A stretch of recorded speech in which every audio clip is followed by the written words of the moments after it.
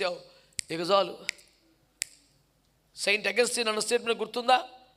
మా తల్లి కన్నీటి ప్రార్థనలు నేను కొట్టుకొచ్చానని చెప్పాడు. ఎంత గొప్ప మాట కదా.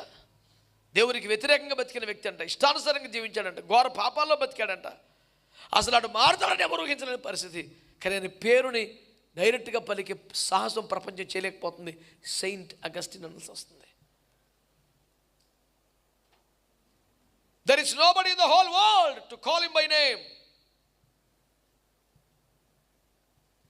The whole Christian world is calling him Saint Augustine. ఒకప్పుడు పచ్చి పాపి, ఘోరమైన స్థితి.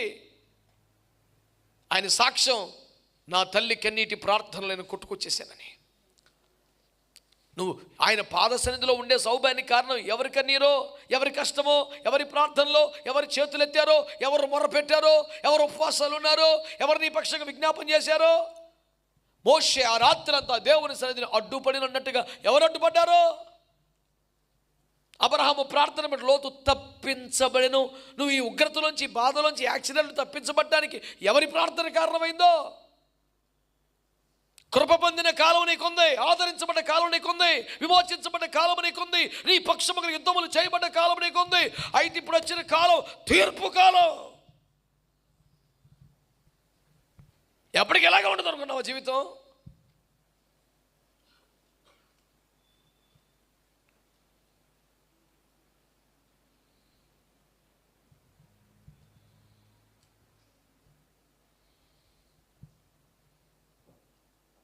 పరిశుద్ధుల పశ్చాత్తాప అనుభవాలను మనం లాగుగా సింపుల్గా, నన్ను దిద్దుము చిన్న ప్రాయము. చిన్న ప్రాయం అట. వారు రక్షణ పొందిన కొత్తలో, ఆత్మలోకి వచ్చిన కొత్తలో, క్రైస్తవులకు వచ్చిన కొత్తలో వారి ఆత్మీయ అనుభవం తక్కువ కనుక వారి శారీరక వయసు 100 ఏళ్ళు ఉన్నా, ఈ అంత పెద్ద వయసు ఉన్నా,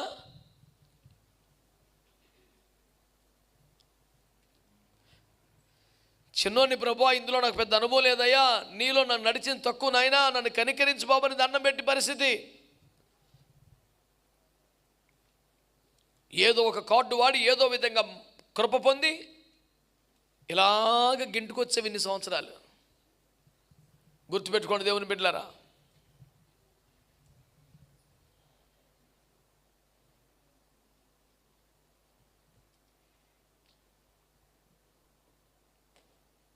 వస్తుంది అనట్లేదు, తీర్పు దేవుని ఇంటి వద్ద ఆరంభమయ్యే కాలం వచ్చేసింది.